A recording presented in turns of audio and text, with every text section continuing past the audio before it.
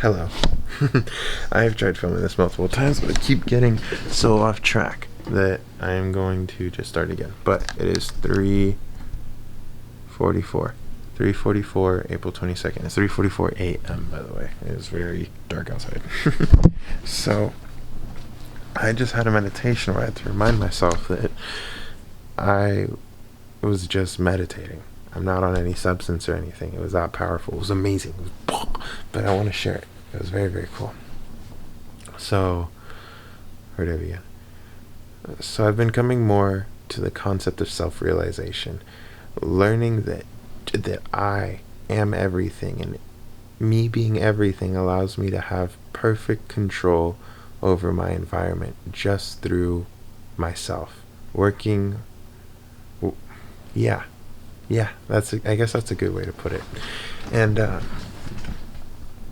I've also been just looking more into yogic culture, yoga, just stuff like that. Very interesting to me because for the first, I guess just up until recently, I was doing everything freestyle, so to say, when it came to my spirituality. It was mainly just me figuring things out. I didn't know that there was a whole culture out there that was based on meditation, like meditation from thousands and thousands of years ago. And it's basically yoga. Okay, yoga means union. Yoga means union. And the perspective that I've had it introduced to me that I really, really like from a man named Sadhguru is it's you and there's everything else. Those two things are coming into union. And when those two things come into union, you reach what I call the Godhead, God state. There's just, you don't exist. Like your idea of you doesn't exist, but you're still here and everything is you.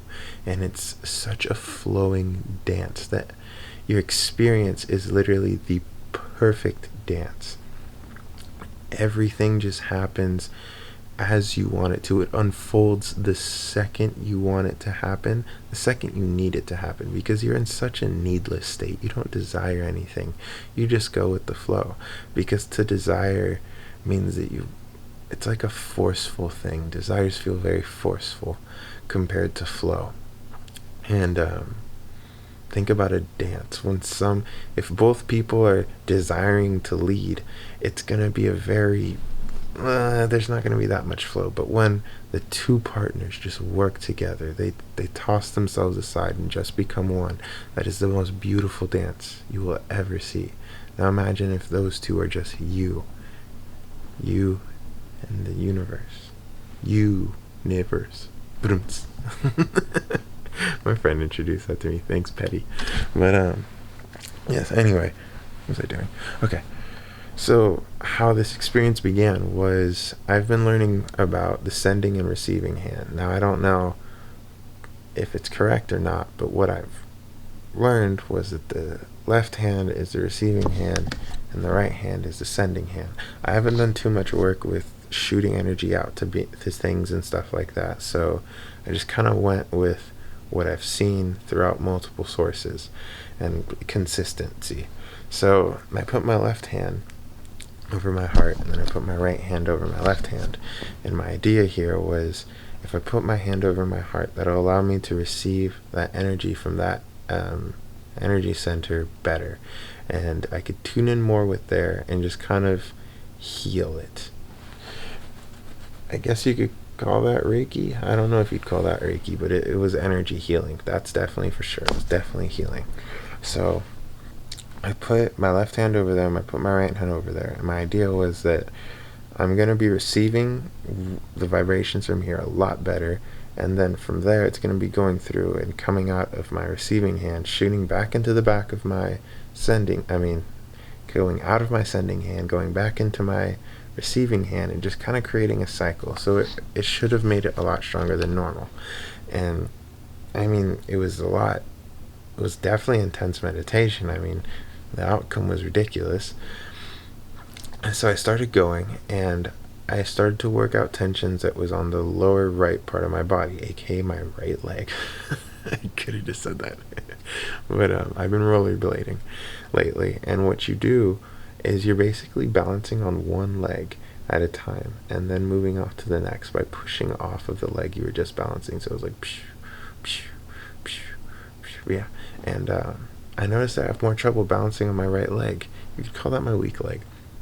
So it's like, okay, what is keeping me from trusting myself to just balance on my right leg? Because when your body's tense, but such as, okay, when you're dancing, if you were to dance out in public, you'd feel very rigid, very tense, and that's because your muscles have a lot of perspectives stored, a lot of traumas stored, a lot of insecurities stored within them that keeps them from being loose, that keeps them from being flowy, that keeps them from being relaxed. Basically, it's you keeping you from being relaxed, because if you're dancing out in public and you're being very tense physically, mentally, you're going to be like, oh my god, I probably look so stupid right now. Holy cow, my hair is messy. Oh, I look so, oh my god, why are they staring at me? You see what I'm saying? And that's a manifestation of all these traumas, unworked through situations in life. So, understanding that, that's why I wanted to dive into my right leg and figure out what was it that I wasn't trusting myself with. And now it's not going to be just one situation that maybe I was on my right leg and fell. It's more like in my calf, there were certain situations when I was younger that I needed to work through. In my knees, there were certain thought processes that I didn't know I had that I needed to work through. In my right hip flexor, there were certain things. It was a lot. I did a lot of work, and it was going very, very it was very intense, and it was very deep. It wasn't like my whole quad or my whole calf. It was like deeper into it, like deep tissue work. And as I started to work through this, I eventually kind of just reached the point where most of the attention was on my breath, because my breath is very anchoring. See, what I've been doing now ever since my fast is I get into this relaxed state and I make my breath rhythmic, and it's not loud. I don't make it to where I'm like, because that's forcing the breath. You're consciously making, it's a mechanical breathing, so to say. It's not flowy. It's like the desire to lead in the dance. It's like, okay, I mean, it works, but it's better to just flow, to be in union with the breath. And so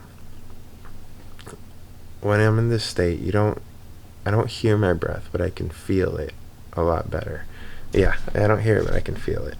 And so I was feeling my breath, and as these emotional things were coming through, these things I needed to work through, I made sure that that breath was ever flowing, ever rhythmic. Because if your thoughts or just anything causes an emotional response out of you, it's going to change your breath. It's going to change its rhythm. And this is going to cause disharmony within your body. Because when you're flowing, right, and you have a sudden jerk, that's really uncomfortable. Your whole system has to then, how do you call it? Not evolve. It has to compensate. Yes, it has to compensate and adjust to this new rhythm of breathing. So your blood has to flow faster. You're gonna be you're gonna be breathing faster. Your blood has to go faster. More energy has to work through your nerves. You're gonna have to become more alert. It's gonna be a process. It's like revving a car up. Everything's gonna get hotter. Yada yada yada. So I was making sure my breath was rhythmic. It was flowing. And then after a bit, remember, I'm working with my body. I'm not trying to desire anything out of it. I'm not making it go anywhere. I'm just letting it, I'm just flowing with it. My breath just goes. I start exhaling out, out, out, and my inhales become very shallow, very little. And it keeps going and going and going, and then I just stop breathing. And I'm okay. And it's happened before, which is weird. And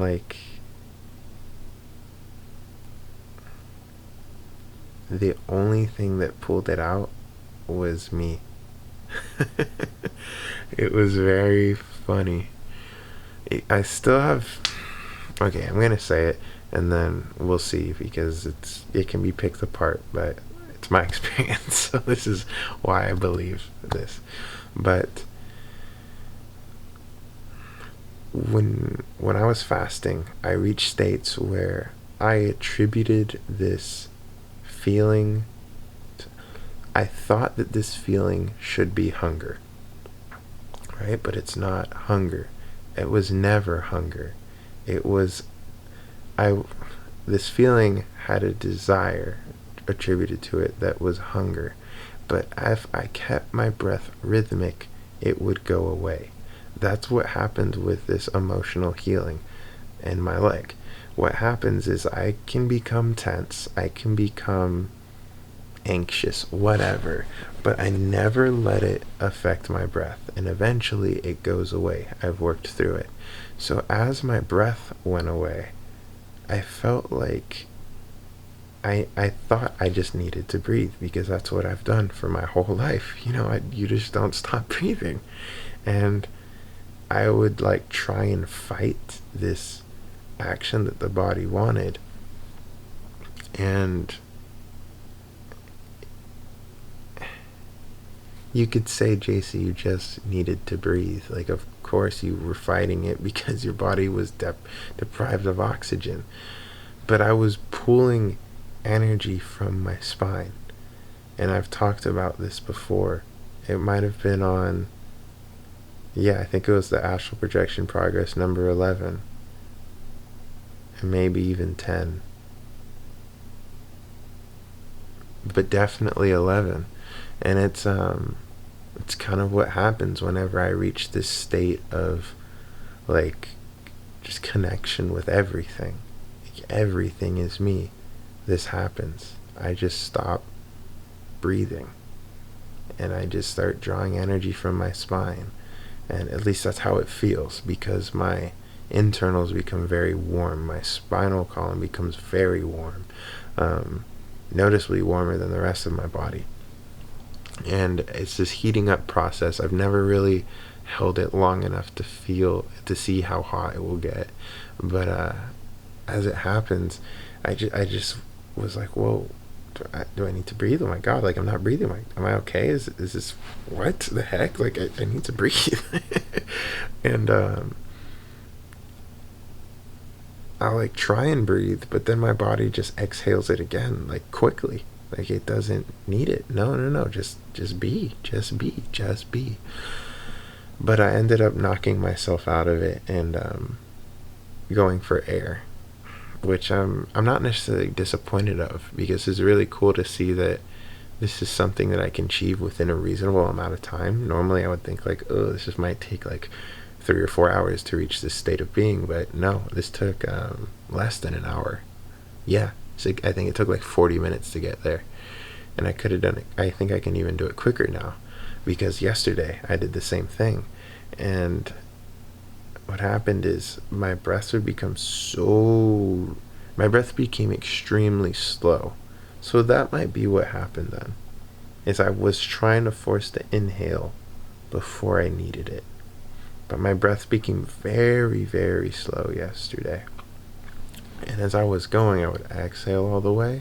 And I was talking with my roommate too, and I was honestly like fascinated, because I was able to hold a very intense conversation about the Odyssey and the Iliad and Sanskrit and the Bhagavad Gita, and sharing stories, and it was very, very fun. But I was doing it maybe like, it could be like a breath a minute, not even a breath a minute, less. At some points it was very, very, very slow breathing.